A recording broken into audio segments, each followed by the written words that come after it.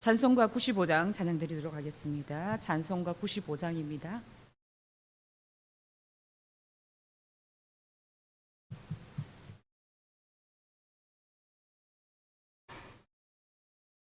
나의 기쁨 나의 소망 되시며 나의 생명이 되신 주 밤낮 불러서 찬송을 드려도 늘 하신 마음 뿐일세.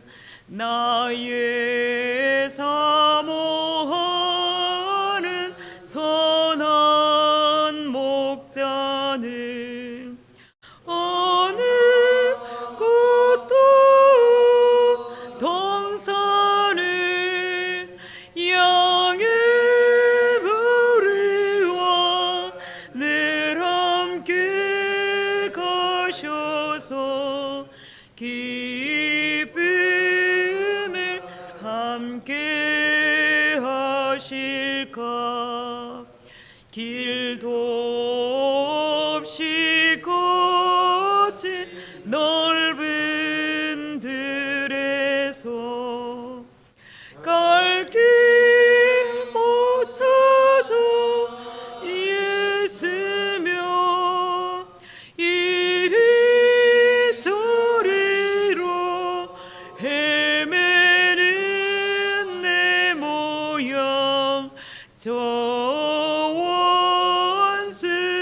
원수토록 하도다.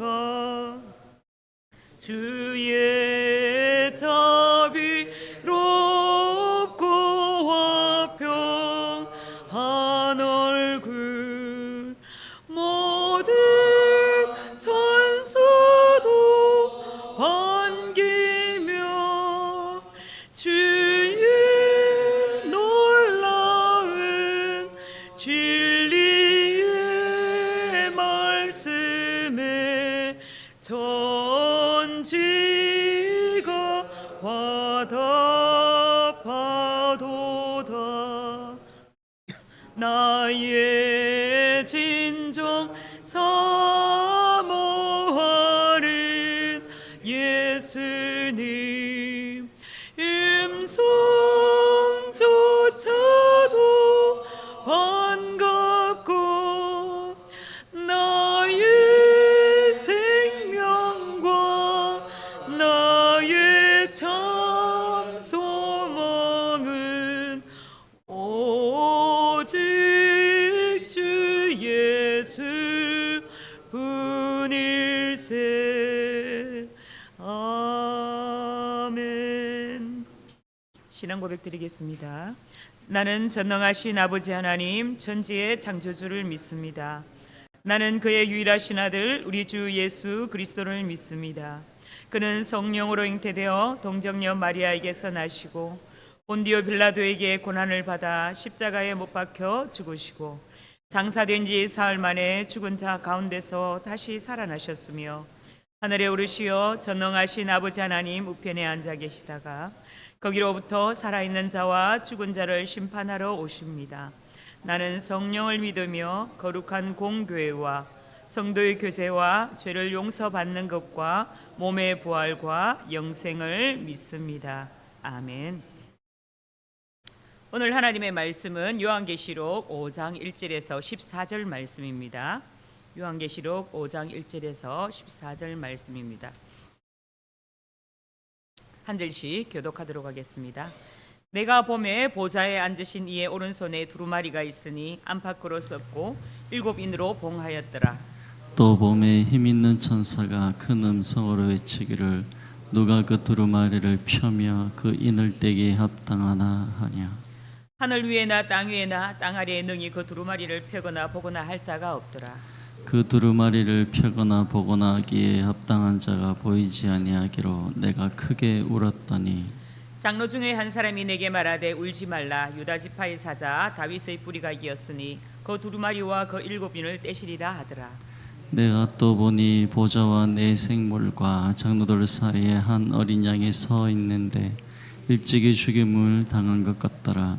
그에게 7뿔과 7눈이 있으니 이 눈들은 온 땅에 보내심을 받은 하나님의 7영이더라. 그 어린 양이 나와서 보좌에 앉으신 이의 오른손에서 두루마리를 취하시니라.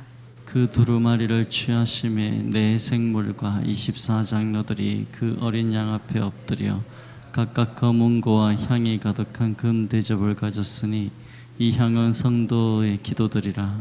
그들이 새 노래를 불러 이르되 두루마리를 가지시고 그 인봉을 떼기에 합당하시도다. 일찍이 죽임을 당하사 각 족속과 방언과 백성과 나라 가운데서 사람들을 피로 사서 하나님께 드리시고 그들로 우리 하나님 앞에서 나라와 제사장들을 삼으셨으니 그들이 땅에서 왕노릇하리로다 하더라. 내가 또 보고 들음에 보좌와 생물들과 장로들을 둘러 선 많은 천사의 음성이 있으니 그 수가 만만이요 천천이라.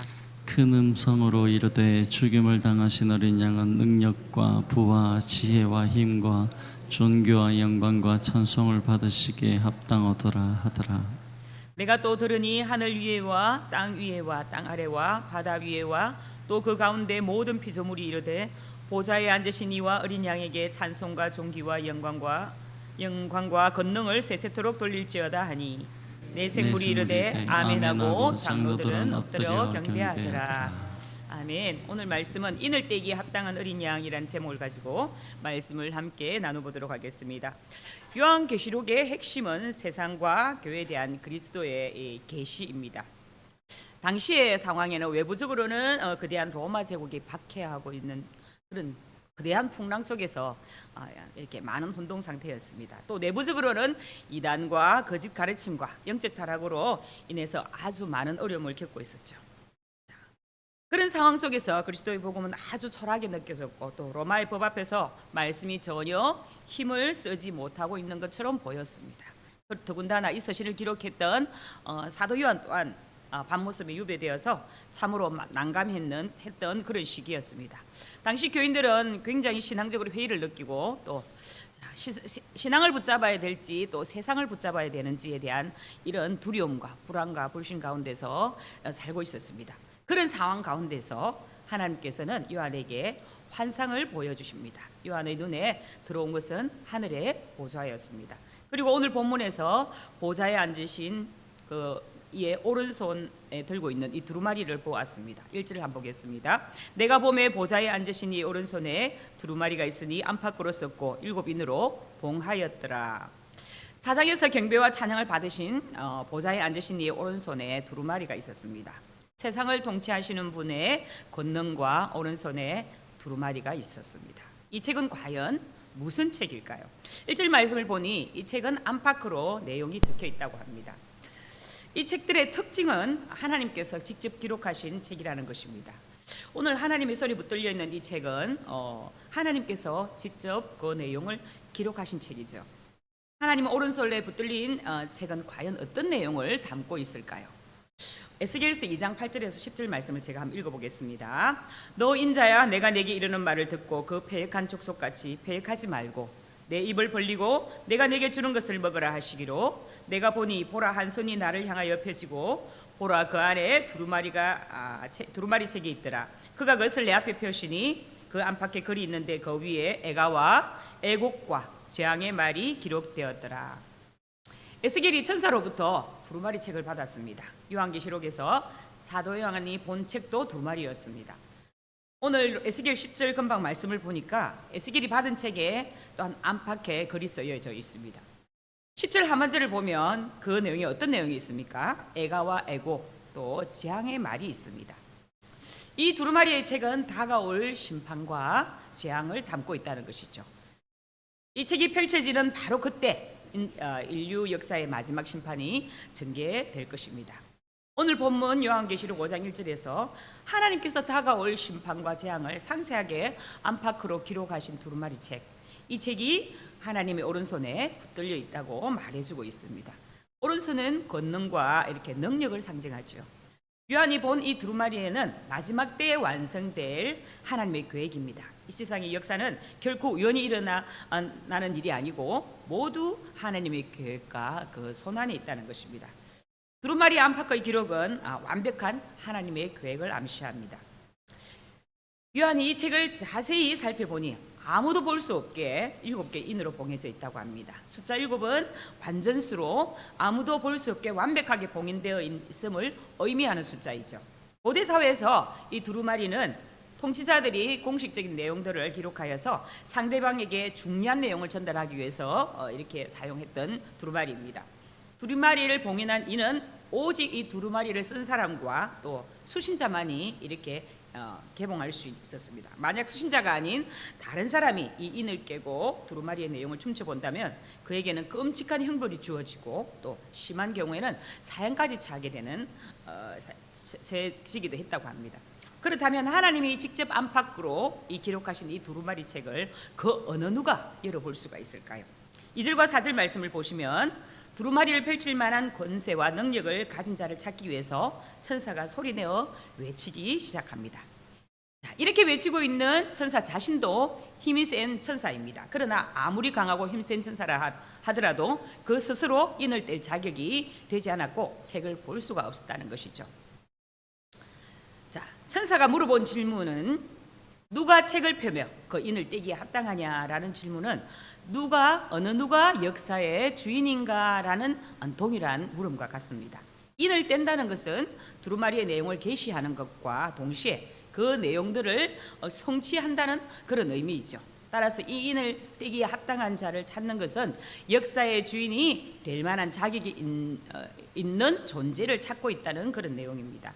내 생물도 또 24장로도 힘이 센 이 천사도 요한 그 자신도 역사를 주관하는 자가 아니었기에 두루마리의 인봉을 떼고 펼쳐볼 수가 없었습니다. 그 어느 누구도 그를 근세와 능력을 또한 그 자격이 없었다는 것이죠. 이 책을 펼쳐줄 합당한 자, 역사의 주인이 나타나지 않자 요한이 크게 울음을 터뜨립니다. 왜 요한은 이 대목에서 눈물을 감추지 못했을까요?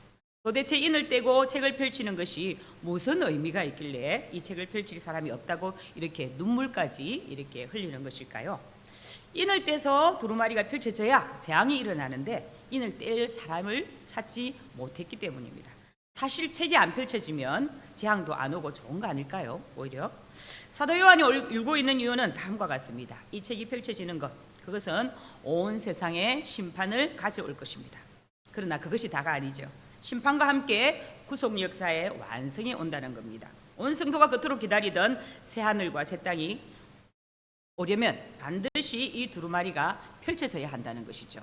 만약 아무도 이 책을 펼치지 못한다면 요한과 같이 성도들은 계속해서 로마의 핍박과 고통 속에서 살아가야 했습니다. 그들은 아무런 소망도 없이 또 절망 가운데 계속해서 사단과 그 하수인들에 의해서 괴롭힘을 당하고 고통과 좌절 속에서 살아가야 했습니다. 하나님께서 이루실 이 구속 사역과 성도들의 승리 자체가 한낮의 꿈이요 물거품이 되어버리는 것이죠. 이러한 이유로 사도 요한은 큰 소리로 단식하며 눈물을 흘리고 있는 것입니다. 에스겔서 말씀을 다시 한번 살펴보겠습니다. 에스겔서 3장 2절에서 4절 말씀입니다. 내가 입을 벌리니 그가 그 두루마리를 내게 먹이시며 내게 이르시되 인자야 내가 내게 주는 이 두루마리를 내 배에 넣으며 내 창자에 채우라 하시기에 내가 먹으니 그것이 내 입에서 달기가 꿀 같더라. 그가 또 내게 이르시되 인자야 이스라엘 족속에게 가서 내 말로 그들에게 구하라. 아멘. 하나님께서 에스겔에게 안팎으로 재앙의 거리 가득한 이 두루마리를 어떻게 하도록 하셨습니까? 하나님께서 이 에스겔에게 두루마리를 먹으라고 말씀을 하신 것이죠. 그런데 그 두루마리를 먹었더니 꿀과 같이 달더라고 이렇게 말씀을 합니다. 그리고 그것을 이스라엘 백성들에 가서 전하라고 이렇게 말씀을 합니다. 여기서 핵심은 이 재앙이 누구를 향한 재앙인가 하는 것입니다. 선지서의 예언은 쓰여진 시기가 아주 중요하죠. 에스겔서는 언제 쓰여졌나요? 이 바벨론에 멸망한 후에 쓰여진 내용입니다. 바벨론 포로로 잡혀온 그발 강가에서 에스겔에게 주신 환상이었죠. 그렇기에 이 두루마리의 재앙은 하나님의 백성에게 고통을 가한 바벨론을 향한 재앙입니다. 그래서 두루마리가 달았다고 한 것입니다. 이 내용을 이스라엘 족속에게 전하라는 것은 바벨론 심판이 임박했다는 구원의 메시지였던 것이죠. 자, 구원과 심판은 동전의 양면과 같습니다. 요한이 이 환상을 보았던 시기는 로마 황제가 보좌에 앉아서 세상의 힘과 권력을 통치하고 있던 시기였습니다. 성도들은 극심한 박해를 받고 있었지요. 또 유언비어의 성도들이 파렴치한으로 몰렸고 예배당은 불이 탔고 또 경건한 성도들은 짐승에게 찢겨 죽어갔습니다. 이런 박해로 인해서 몇몇 성도들은 배교를 하였고 또 거짓 교사들은 진리를 왜곡하며 사람들을 미혹했습니다. 너무도 비참한 상황에서 보좌에 앉으신 하나님을 보았던 것이죠. 그 오른손에 있는 이 두루마리를 발견한 것입니다. 도무지 답이 보이지 않는 상황에서 하나님께서 이 행하실 일에 대한 두루마리를 보았다면 어떻게 해야 할까요? 두루마리가 펼쳐져야 합니다. 악에 대한 하나님의 심판이 이루어져야 한다는 것이죠. 그래야 하나님의 백성들에 대한 구원이 이루어지는 것입니다. 두루마리의 인이 떨어져야 합니다. 그런데 세상 어디에도 그 인을 뗄 자가 없었다는 것이죠. 요한은 통곡했습니다. 누군가 와서 이 인을 떼고 하나님의 심판을 성취해야 힘겹게 믿음을 지켜온 이들에게 구원의 소식이 전해지는데 그 목전에서 절망을 경험한 사도의 절규였던 것입니다. 슬픔과 좌절 가운데 울고 있는 사도 요한을 향하여서 장로 한 사람이 다가옵니다. 5절 말씀을 우리 함께 읽어보도록 하겠습니다. 5절 말씀입니다. 자, 시작. 장로 중에 한 사람이 내게 말하되 울지 말라. 유대 지파의 사자 다윗의 뿌리가 이겼으니 그 두루마리와 그 7인을 떼시리라 하더라. 아멘. 장로는 사도 요한에게 극적인 희망의 메시지를 전해줍니다. 7인을 뗄 존재가 계시다는 겁니다. 이것이 요한계시록에 나타나는 복음입니다. 악한 사단의 세력을 심판하시고 또 구속 역사의 완성을 이루실 분이 계시다는 것이죠. 그분이 누구실까요? 장로는 그를 가리켜 유대 지파의 사자요 다윗의 뿌리라고 이렇게 소개를 합니다. 유대 지파의 사자라는 이 표현은 창세기 49장에 기록된 오실 메시아를 가리키는 표현입니다. 그분은 사자와 같이 강한 힘으로 다스리실 것이라는 겁니다.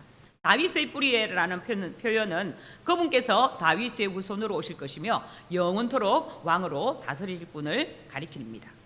유다 지파의 사자요 또 다윗의 뿌리는 누구일까요? 하나님께서 왕으로 세우시기 위하여 기름 부으신 메시아, 영원토록 다스릴 왕, 바로 예수 그리스도이십니다.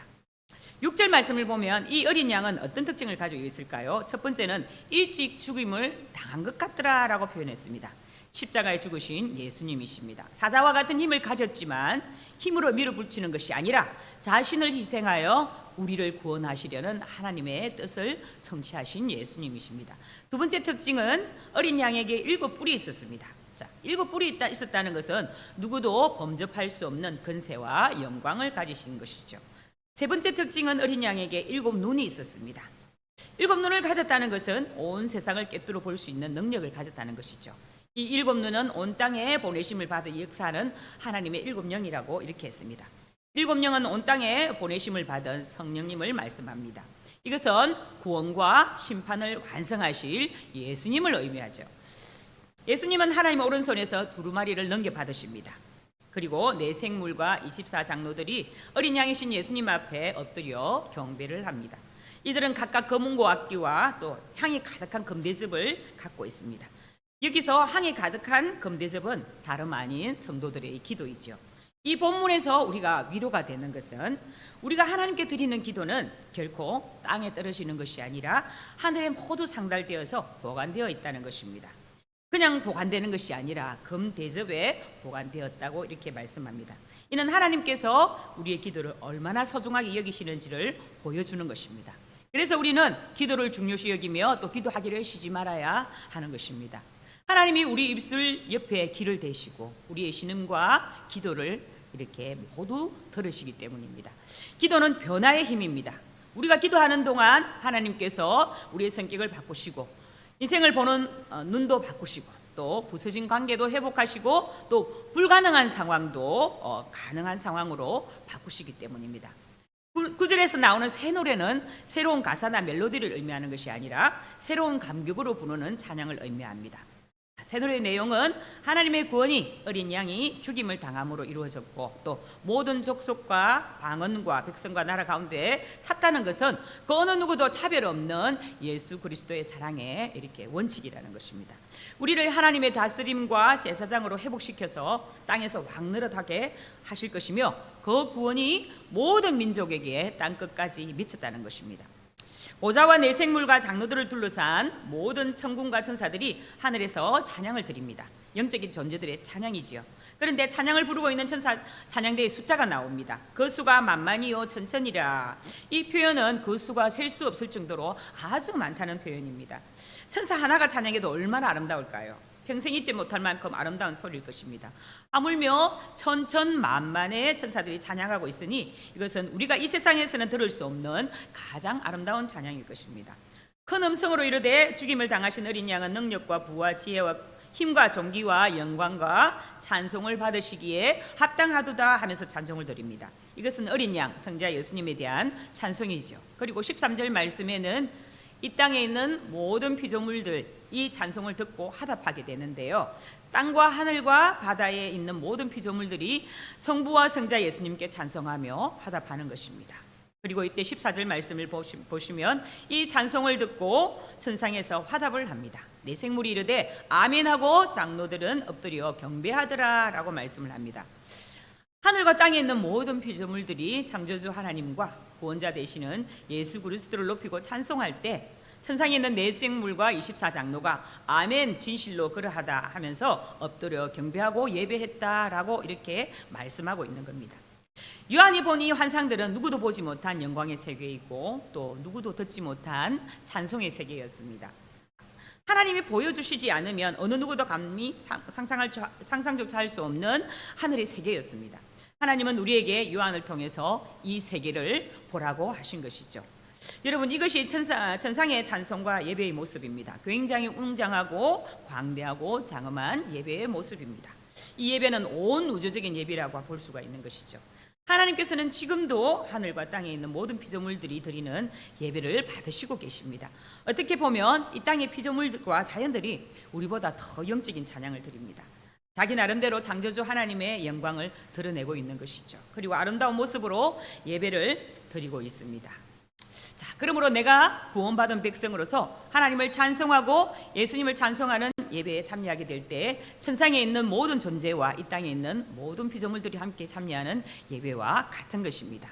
오늘 우리가 이 적은 무리가 이렇게 모여 함께 찬양하고 예배를 드리지만 오늘도 하나님께서 우리가 드리는 이 예배를 받으시고 하늘에서 화답하고 있다는 것을 여러분 기억할 수 있기를 바랍니다. 성도 여러분, 우리 주 예수 그리스도만이 봉인된 두루마리의 인을 떼시고 역사를 이렇게 완성시킬 수 있는 분이십니다. 우리 구주 예수만이 악이 가득한 이 세상에 심판을 하시고 이 땅 위에 하나님 나라를 이루어 가실 수가 있으십니다. 역사의 중심이며 우리의 구원자 되시는 예수 그리스도만이 우리의 찬양의 이유가 되시며 찬양의 대상이 되십니다. 예수님이 우리를 위하여 베푸신 놀라운 은혜가 우리로 하여금 그분을 찬양하게 합니다. 우리 주님은 우리 모두의 찬양이 되시는 분이십니다. 오늘도 함께 이렇게 하나님께 아름다운 향기가 되는 기도를 올려드리시고 또 그분께 기쁨이 되는 아름다운 찬양을 드리는 복된 삶을 살아가시기를 주님 이름으로 축복드립니다. 기도하겠습니다. 아버지 하나님, 죽을 수밖에 없었던 인생들에게 영원한 생명을 주시고 하나님 안에서 살아가는 기쁨을 주시니 참으로 감사드립니다. 그러나 기쁨의 감격을 잊어버리고 살아오며 주신 은혜들을 잊어버리고 또 원망과 불평 속에 살았던 것은 아니었는지 우리 삶을 돌아봅니다. 주님이 저희 희망이 되시고 주님이 행하신 일들과 앞으로 저희 삶에 행하실 일들을 기대하며 진정으로 새 노래를 부르는 예배자의 삶이 되도록 인도하여 주시옵소서. 오직 역사의 주관자 되시는 예수 그리스도만이 찬양받으시기에 합당하십니다. 십자가 위에서 흘리신 보배 피로 피값으로 각 족속과 방언과 백성들을 가운데서 우리를 선택하시고 죄에서부터 우리를 사셨습니다. 놀라운 그리스도의 그 은혜를 날마다 찬양하게 하여 주시옵소서. 예수 그리스도를 더욱 깊이 아는 은혜를 허락하여 주시고 하나님께서 참 사람이 되시고 그 크신 사랑과 공의로 십자가에서 대속하여 죽으시고 부활하신 은혜를 깨닫게 깨달아 감사하게 하여 주시옵소서. 그리하여 그리스도를 예배하지 않고는 견딜 수 없는 갈망과 간절함을 오늘도 저희와 교회에 풍성하게 부어주옵소서. 살아계신 우리 주 예수 그리스도 이름으로 기도드립니다. 아멘. 하늘에 계신 우리 아버지, 아버지의 이름을 거룩하게 하시며 아버지의 나라가 오게 하시며 아버지의 뜻이 하늘에서와 같이 땅에서도 이루어지게 하소서. 오늘 우리에게 일용할 양식을 주시고 우리가 우리에게 잘못한 사람을 용서하여 준 것 같이 우리 죄를 용서하여 주시고 우리를 시험에 빠지지 않게 하시고 악에서 구하소서. 나라와 권능과 영광이 영원히 아버지의 것입니다. 아멘. 성도들의 가정과 직장을 위해서 함께 기도하겠습니다. 하나님의 살아계심을 날마다 경험하며 증거하는 가정이 되게 하시고 믿음의 본이 되는 가정이 되게 하시옵소서. 모든 성도들의 직장과 사업터 가운데서 하나님이 일일이 개입하셔서 하나님이 경영하시고 이끌어 가시는 삶의 터전이 되게 하소서. 또 환우들의 치유와 회복을 위해 기도합니다. 환우들의 이름을 기억하시며 기도해 주시기를 바랍니다. 우리 예배만이 살거리입니다. 우리가 예배를 드려야 합니다. 수요 예배 활성화와 말씀을 전하는 설교자를 위해서 기도해 주시기 바랍니다. 7월 여름 성경학교와 수련회가 진행될 예정입니다. 말씀 안에 굳건히 세워 믿음으로 다음 세대가 복음의 능력과 구원의 감격이 흘러넘치고 세상이 감당치 못하는 거룩한 진리로 무장되는 세대가 되도록 위하여 주여 외치고 함께 기도하겠습니다. 주여